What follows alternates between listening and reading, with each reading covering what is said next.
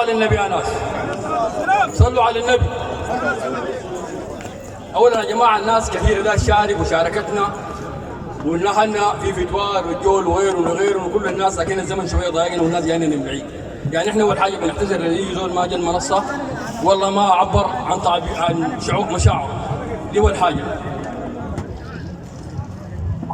يقول سبحانه وتعالى في محكم: إنا خلقناكم من شعوب وقبائل وجعلناكم من ذكر وأنثى وجعلناكم شعوبا وقبائل لتعارفوا إن أكرمكم عند الله أتقاكم. يا جماعة الزيارة دي الهدف منها محدود جدا جدا. الزيارة أول حاجة التواصل بوجه الله تعالى، دي واحدة، وردغا للنسيج الاجتماعي بين القبائل، وتحسبا لأي انقسامات أو انشقاقات أو ضرب القبائل ببعضها في الفترة القادمة، وتمهيدا لتحالفات كبيرة بين القبائل السودان كما حدث في عام 1505 عبد الله جماعة الذي جمع جميع القبائل العربية وأسس دولة إسلامية جلب لها العلماء من الأندلس ومن غيره من مكة والمدينة وغيرها بعد أن سقطت دولة الأندلس. نحن والله ما دائما نقول نحن بنتبنى الشغلة دي أو نعيد العبد الله، بالناس كلهم عبد الله والناس كلهم أبناء بنات نعي. الحاجة المطلوبة من الناس يا جماعة، الحاجة المطلوبة من الناس يا جماعة التوحد ويمسكوا فيه ربهم قوي. القبيلة عندها وزينة، جعلناكم شعوبا وقبائل، دي حاجة جاية نازلة من السماء. الوقت الراهن ده يا جماعة الناس في أشد الحوجة للقبيلة ولأهلهم ولبعضهم، وانت انا واخوي عليه والدعمون والدعمي على الغريب، والكلام ده ما بيفوت عليكم. انا ما اكرر كلام اخواني اللي قالوا، ونحن بنشكركم جميعا على ضيافتكم، على الناس اللي ساهموا معانا في الضيافه، والناس واقفين معانا ليهم 3 يوم زي ما قالوا الجماعه، ما نحن ما قمنا وبرانا. الناس القاطنين معانا هنا في المنطقه جميعا ساهموا بكل ما يملكوا، ووقفوا معانا وقفه تمام.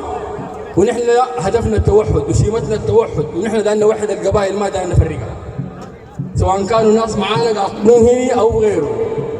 ونحن زمان ساعة حكمنا البلد دي كل الناس حكمناه ونفسوا بينفسون، يعني اصلنا ما تحكمنا عليه ناس، نحن وضعنا التشريعات فوق كعبد الله، والناس بعد ده سويناهم مكوك وسويناهم شيوخ قبائل وغيره وما دخلنا فيه.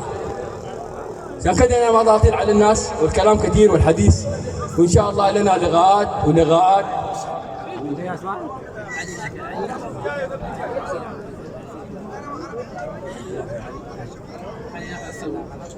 يا اخواننا علي نافع الصقر،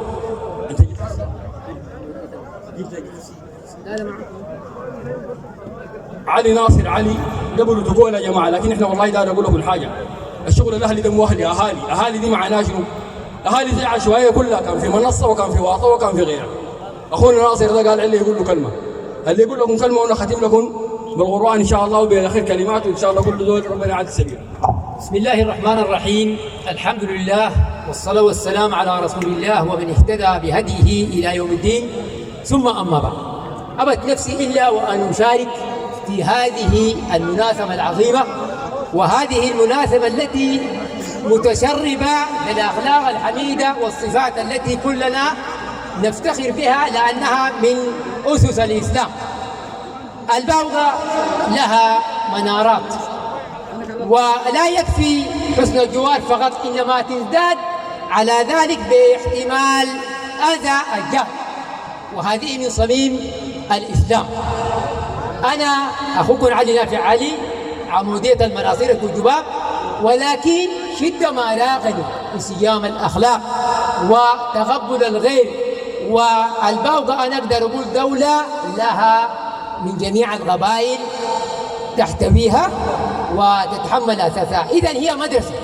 أنا والله أبكي على إخواننا على الصفات الحميدة التي كانت تندثر، وقد سبقونا بها الأولون، جماعة الذين صعدوا هذه المنصة تكلموا عن هذا.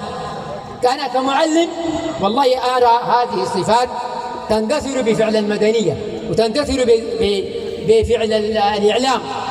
أنا أوصي نفسي وإياكم عن علم، ثم أوصي نفسي وإياكم بالعادات التي وجدنا عليها آباءنا، عادات الكرم، الشهامة، المروة، علو الهمة. أن لا يرضى الإنسان أن لا يكون يعني سقط المتاع.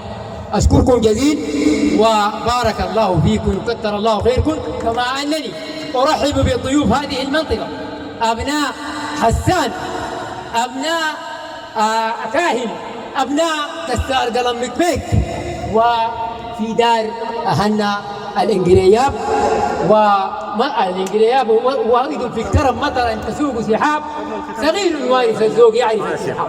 شكرا لكم من ديار منصور، بارعين في الرجال محددين ناطور، معروف من قديم اجدادنا ليهم دور، كم هزموا الكفر وكم حرروا العتمور وحاكمين البلاد من السباع لف.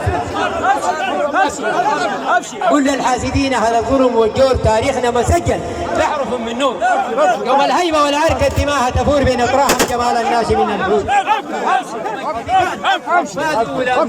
هزموا الانجليز حرقونا كم بابو، ورنيك باشا قام وقايل بصير مامور وقتلوه الاسود وتنازعوه وصقوه. يصير العزاز اهل البقيز الهامه، ونحن نجهز الحمله ونقف قدامه. تعرفنا القبائل من عرب واعجام فوق الشر مثل وقبل المطر يتراح. الارض المسجله بيدم الاجداد ما بنديها قد ما يفرح الانسان، فيها اصاله، فيها معزه، فيها شموخ، وفيها الموت بلا ميعاد. فيها ابطال شوامخ في الجبال اوتاد ذكراهم ونقل فاغه الانداد. ما شفت العبيد الفارس الاجواد كم سبت مغارات وكم نصر لجهاد وكم رجع اراضي لصفوف ونبات. اجدادنا العزاد يقر على امجاد وضحكونا التواريخ قدوه للاحفاد. السلام عليكم ورحمه الله تعالى وبركاته. الله خلقنا نحن النية ما